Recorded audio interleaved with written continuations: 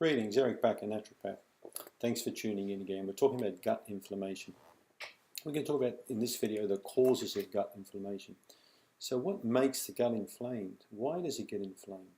What keeps it inflamed?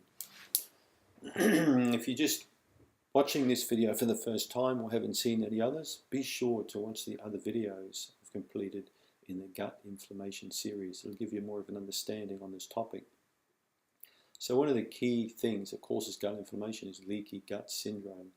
Now I've done many videos on leaky gut, you can watch those. So leaky gut often comes about through alcohol, antibiotics, high stress, poor lifestyles.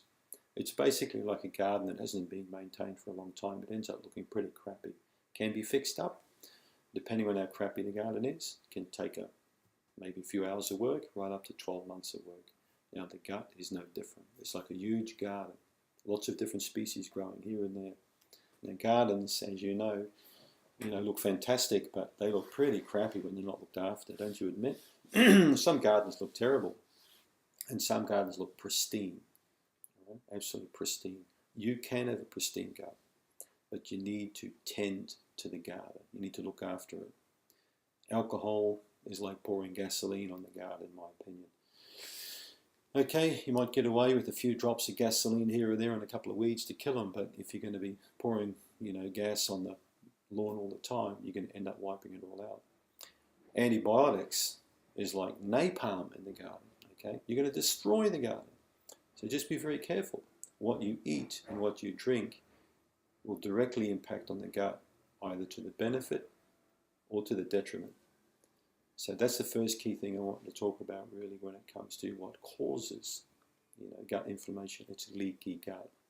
You can get that leaky gut fixed up depending on the bacterial imbalance. There could be yeast responsible for increasing this or keeping it going. There could be bacteria, there could be parasite like blastocystis. So sometimes a functional test like a comprehensive stool analysis may be a good start for you to assess what the gut is like and what it's going to be like to get it back in shape. It's like giving the gardener a call. Hey, come over, check out my garden. Oh man, this garden's a mess. And you get a whole written report from the gardener about all the things that need doing and fixing, which is like a stool report, right? So that could be a good starting point for you if you've got a very dysfunctional gut. Some people do permeability tests. I don't tend to do those anymore, but because in my opinion, most people have leaky gut to some degree. So that's one of the causes of inflammation is leaky gut. One of the key causes of gut inflammation is very poor microbiome, so poor gut function. Now, this can be with leaky gut or without leaky gut, but most people with very poor gut function who've got candida or bad bacterial overgrowth like a SIBO, a small intestinal bacterial, they will have leaky gut by default anyway. So the bacteria are often a really big problem. Bacteria I tend to see quite often with gut inflammation would be Klebsiella, Pseudomonas, and Citrobacter. Those are three key species I see regularly in stool tests, underpinning many, many problems that people have, particularly when their counts become very high. And what makes that worse is when Candida comes along for the ride and sits there and we get a positive yeast culture in the stool, especially over 1+. If we get a 2 or 3+ Candida, plus the bacteria, and often then we look at the beneficial bacterial count, they'll be low. These are the key things that contribute to gut inflammation. So getting that balance right will reduce the inflammation, especially if the person makes the right diet change. Be sure to watch the videos on foods to eat and foods to avoid for gut inflammation, especially if the person makes the right lifestyle change. Be sure to watch the video on lifestyle influences of inflammatory gut, inflamed gut. So other causes are high stress.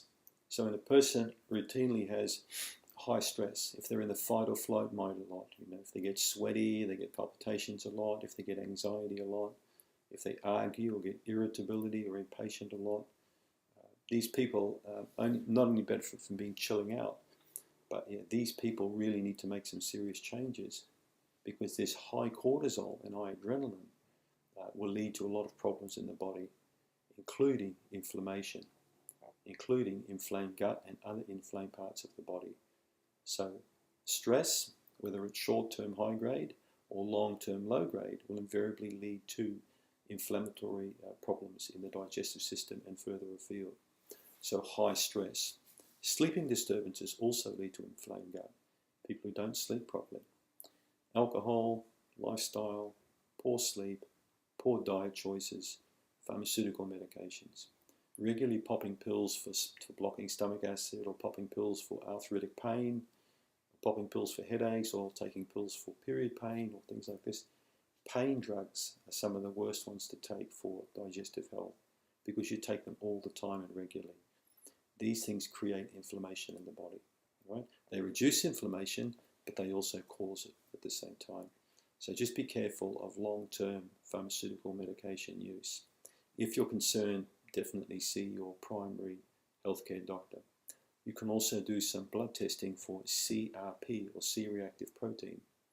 There are various other blood tests you can do to determine what the inflammatory markers in the body are, to give you an idea. Then you can understand cause and effect.